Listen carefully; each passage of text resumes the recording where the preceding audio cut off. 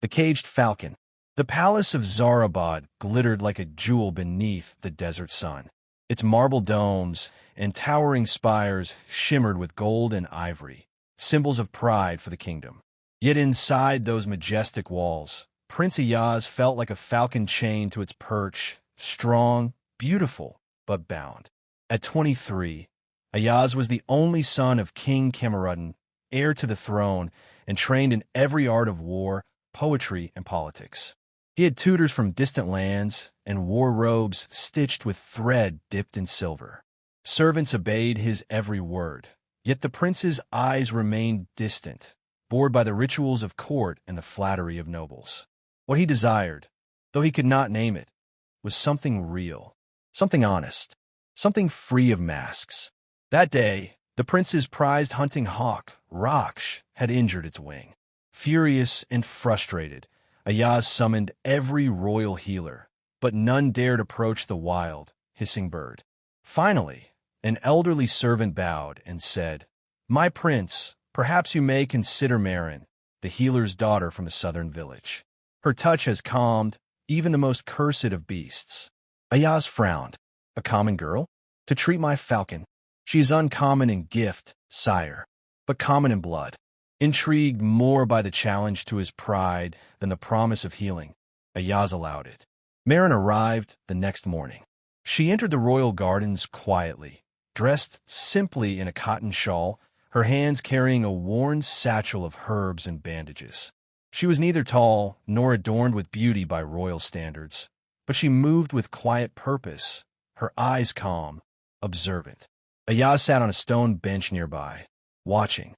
Raksh hissed and flapped as she approached, but Mehrin did not flinch. Instead, she crouched low, whispered softly in a language the prince did not understand, and slowly extended her hand. To Ayaz's shock, the falcon calmed. Within moments, she had examined the wound and was binding the wing with steady fingers. "You have a way with beasts," Ayaz said, stepping closer. "And beasts have a way of testing patience," she replied without looking up. The prince raised an eyebrow and used anything but flattery. "You speak boldly," he said. "I speak truly," she answered, finally meeting his gaze. Their eyes locked, hers dark and steady, his curious and measuring. "What do you see when you look at me?" he asked. "A man used to being obeyed," she said, "but not yet a man who understands why." Ayaz chuckled, unsure if he was insulted or intrigued. As Mehrin finished tending to the falcon, she rose and bowed. "Your bird will heal if it is allowed to rest. But even a royal wing needs time, not command." Before he could respond, she turned and left. For the first time in many moons, Ayaz felt something stir in him. Not anger, not desire, but a strange warmth, like sunlight breaking through dense clouds. He had met many women, ladies of the court, princesses from allied kingdoms, but none had spoken to him as if he were simply a man. Later that night, he stood beside Raksh's perch. The falcon blinked at him, its wing wrapped and still. He thought of Mehrin's hands, her words, her unwavering eyes. Was it possible, Ayaz wondered, that wisdom and truth lay outside the walls of gold and silk? That perhaps strength was not always found in command, but in compassion? The next morning, Ayaz summoned the old servant again. "Bring her back," he said. "For the falcon?" the servant asked. "For my questions," the prince replied. Whispers in the garden. The garden behind the royal library was a place few visited. Shielded by ancient fig trees and overgrown vines, it was the only part of the palace untouched by grandeur. Prince Ayaz had discovered it as a child, and now, as a man, he returned to it, not in search of solitude, but of someone who had unsettled his mind and stirred his soul. He stood beneath the wide canopy of leaves when he heard footsteps, light, careful, and familiar. Mehrin entered quietly, guided by the old servant who left them without a word. She looked around, puzzled. "This doesn't look like the falcon's chamber," she said. Ayaz smiled. "No, but I hope you would help with something else that needs healing." Mehrin regarded him with suspicion. "And what might that be?" "My thoughts," he said honestly. She blinked, surprised by his candor. Ayaz gestured to a stone bench shaded by vines. "Will you sit?" After a pause, she did. He remained standing, hands behind his back. "I've read hundreds of books," Ayaz said. "Debated with scholars, memorized history, strategy law. And yet, when you spoke yesterday, I realized I knew nothing of truth, only power." "You mistake me for a sage," she replied. "I am a healer, not a philosopher." "But you see," he said, "you saw me not as a prince, but as a man. Few dare." Mehrin studied him. "That's because most see your crown before your character. I was raised to see the wound before the robe." Her words struck him with unexpected clarity. For a long moment, silence stretched between them, broken only by the rustle of leaves and the distant call of a dove. He sat beside her. "Tell me something, Mehrin. Do you ever wish for more?" "More," she echoed. "I have enough, but not wealth, not comfort." "No," she said softly, "but I have peace and a purpose." He looked at her, then down at his royal boots, polished and stiff. "Sometimes I feel like a stranger in my own kingdom. All my life, I've been told who I must be, what I must become. Never once have I been asked who I wish to be." Mehrin's voice was gentle. "Then I ask you now, who do you wish to be, Ayaz? Not prince, just Ayaz." He was silent for a while. "I don't know yet, but I want to find out." They spoke for hours about her village, the herbs she used, how she learned to calm horses with humming, and how her mother used to say that silence is the truest answer to arrogance. Ayaz listened, not with the politeness of royalty, but the hunger of someone discovering an entire world he had never seen. Day after day, he returned to the garden, always in secret, dressed in plain robes to hide his status. The guards were paid to look the other way. Mehrin met him without expectation, speaking to him as she would to any man. No more, no less. In the stillness of the garden, away from palace games and burdens, something unspoken began to bloom between them. But even as they grew closer, Mehrin kept a quiet distance in her heart. "You are a prince," she said one day, "and I am the daughter of a village healer. This path leads nowhere." Ayaz met her gaze. "Then let it lead where it may. I do not care for paths drawn by others." "You may not care," she replied, "but the world will." Her words were not bitter, only honest. Ayaz, for the first time, did not have an answer. The test of fire. Storm clouds hung low over Zahrabad, as though the heavens sensed unrest brewing beneath the palace's golden domes. Inside the royal court, whispers turned to murmurs and murmurs to rumors.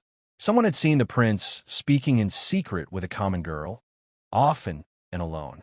By dusk, the rumors had reached the ears of Vizier Shamsun, the king's chief advisor and a man who saw the throne as something to control through fear, not honor.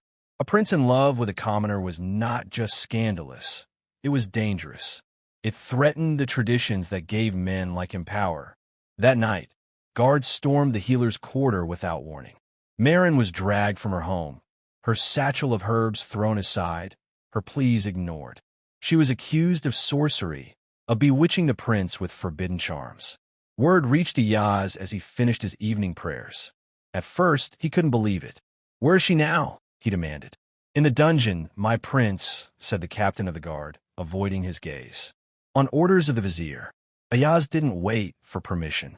He raced through the corridors, past startled courtiers and shouting guards. His footsteps echoed in the stone chambers beneath the palace, and when he reached the dungeon, the guards stepped aside, not out of loyalty, but fear. Mehrin sat in the cold cell, hands bound, her face bruised where she had been struck. "Ayaz," she breathed when she saw him. "Not your highness, not my lord, but Ayaz." He knelt beside her and took her hands gently. "This is madness," he said. "I will get you out." "You shouldn't be here," she whispered. "They'll turn on you next." "Let them try."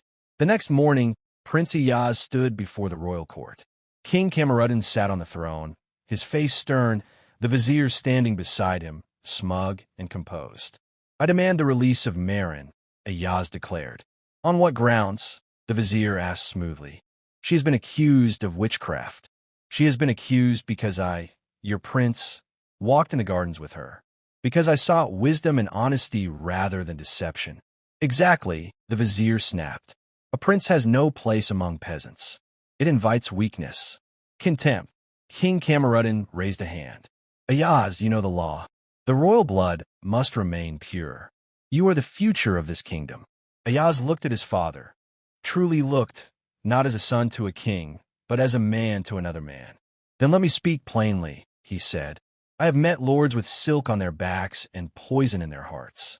And I have met a healer's daughter with no wealth, no title, and yet more wisdom and courage than this court combined. The nobles gasped. The vizier turned red. The king's eyes darkened. You disgrace yourself, the king warned. No, father, Ayaz said calmly. I find myself. Silence followed. Then the king spoke. If you defend her still, then leave. Forsake your claim to the throne and go live among the commoners.